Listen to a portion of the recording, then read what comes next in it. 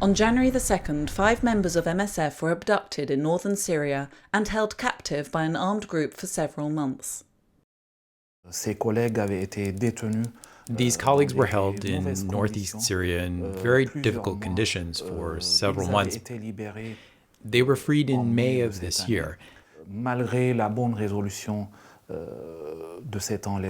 This kidnapping didn't end badly, but MSF feels that we still don't have the security guarantees we need to carry out relief operations in some parts of Syria, even though the needs are huge.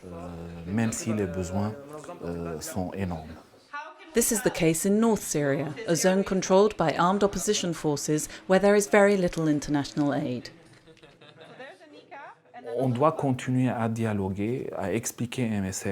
We must maintain dialogue, explain what MSF is about.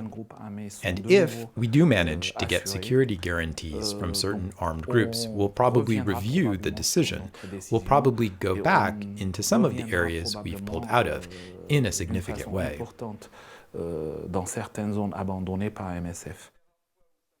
The all too few health workers focus on treating the war wounded and often overlook the needs of civilians. To alleviate this situation, several MSF facilities continue to operate in areas of northern Syria where security conditions allow. But the aid organisation has been forced to close several of its facilities in places it views as too dangerous.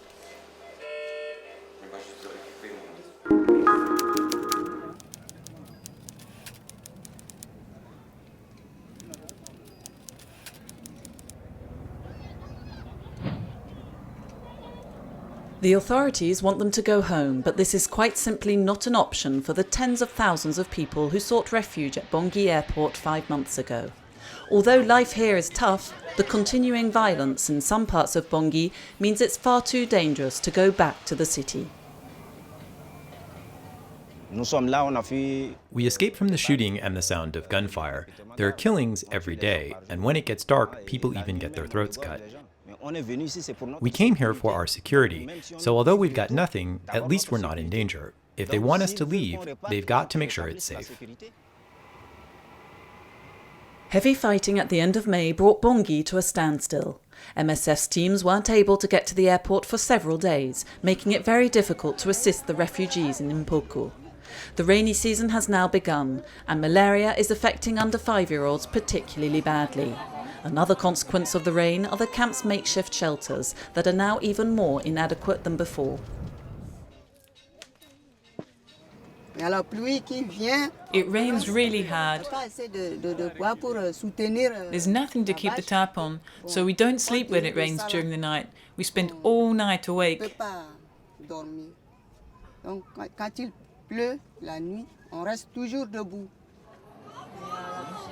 The MSF teams have provided 90,000 consultations in this camp since the beginning of the year. A third were related to malaria.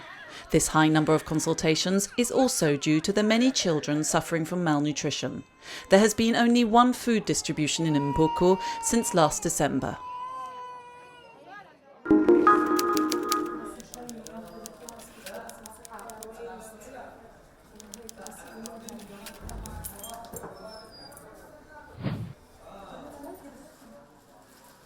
Infected wounds that won't heal despite treatment. MSF has already observed this phenomena, notably in its surgical programme in Amman, Jordan, where 3/4 of patients from Iraq have infections due to resistant bacteria. The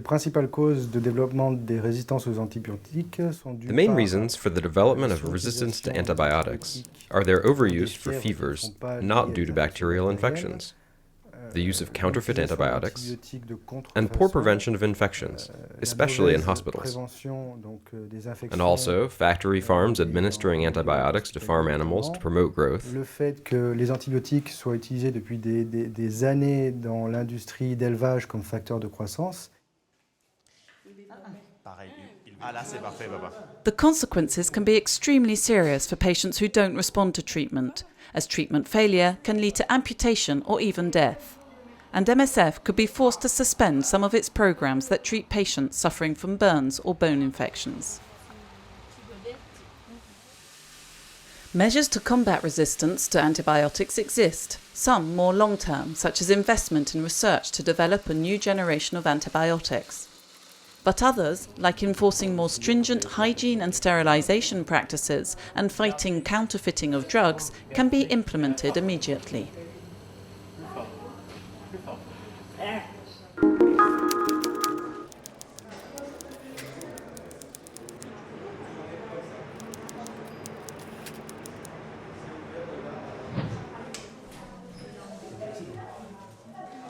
Just 2 weeks to become proficient in cardiac catheterization and angioplasty. This was the challenge facing the cardiac intensive care team. The first technique consists in examining the coronary arteries, and when narrowing is evidenced, the second restores the blood flow. If necessary, a stent is inserted. A stent is a small metal tube that supports the inner wall of the artery to improve blood flow. They didn't have the same level of know-how, so MSF is contributing its highly specialized expertise to enable the cardiac intensive care team to provide, and we hope fairly rapidly, the best possible cardiac catheterization and angioplasty procedures, and hopefully improve treatment outcomes. Les équipes tchétchènes sur place soient capables de réaliser avec les meilleures performances possibles ces examens. The risk factors for cardiovascular disease in Chechnya are much the same as those of most developed countries: physical inactivity, smoking, high blood pressure and diabetes. But here they are exacerbated by a lack of prevention and appropriate drugs. Some 50 patients benefited from an angiogram during the 2 weeks of training. Bakalaev was admitted to the intensive care unit after a heart attack, and the insertion of 2 stents saved his life.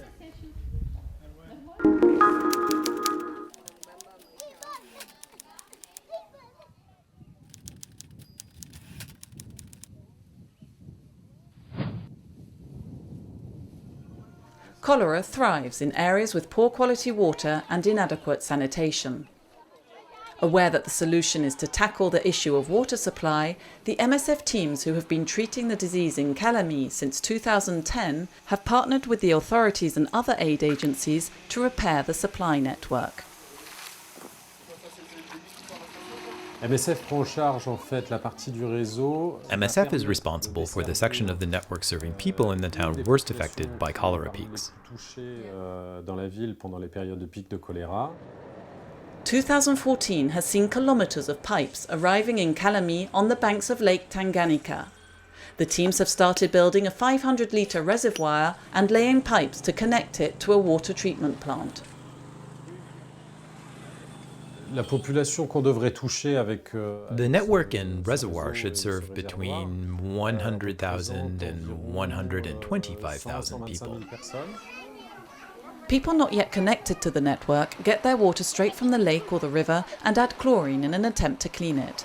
However, this is not very effective, and the water still contains bacteria, including those that cause cholera. As a temporary solution to this problem, MSF teams are installing sand filters.